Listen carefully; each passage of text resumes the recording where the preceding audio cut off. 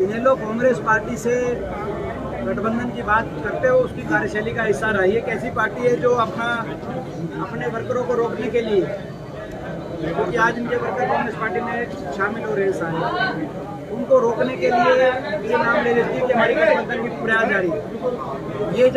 ये जिस भी पार्टी की हवा चल रही हो उसी पार्टी का नाम ले लेते हैं।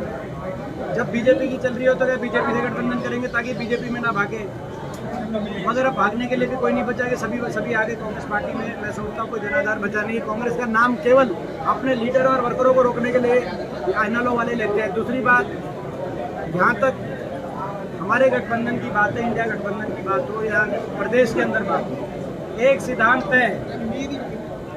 वो सिद्धांत ये है, हम किसी भी ऐसी पार्टी से गठबंधन नहीं करेंगे जो पार्टी एक आधी सीट अगर किसी उसकी आ गई तो इलेक्शन के बाद अगर जरूरत पड़े तो वो एक आधी सीट बीजेपी में जाके समर्थन देता है। इनेलो ने आज तक अपने इतिहास में बीजेपी के अलावा किसी को समर्थन ही नहीं दिया।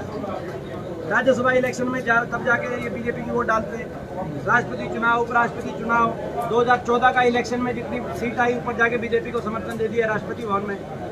19 के चुनाव के बाद एक ही सीट आई तो भी ये कहा कि भाई बीजेपी को हम समर्थन देने तैयार है, हुड्डा साहब को नहीं।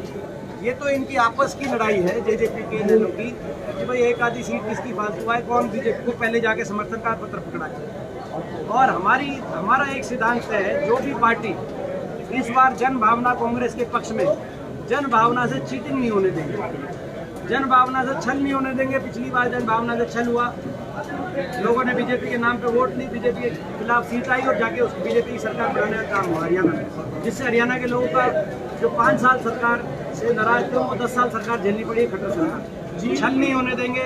ऐसी किसी पार्टी के साथ कोई गठबंधन नहीं किया जाएगा। जो कल को जाके एक सीट भी आ जाएगी तो वो इनेलो की जो है, इनेलो की बात हो, किसी की पार्टी हो, वो एक सीट भी बीजेपी की झोली में देने की कोई संभावना हो। जींद उचाना की जो लड़ाई थी उसमें चौधरी वीरेंद्र सिंह अब भाजपा से नाराज हो गए हैं। कंडीशन लगा दी है कि अगर जेजेपी के साथ रहोगे तो मैं चला बीजेपी छोड़ूंगा।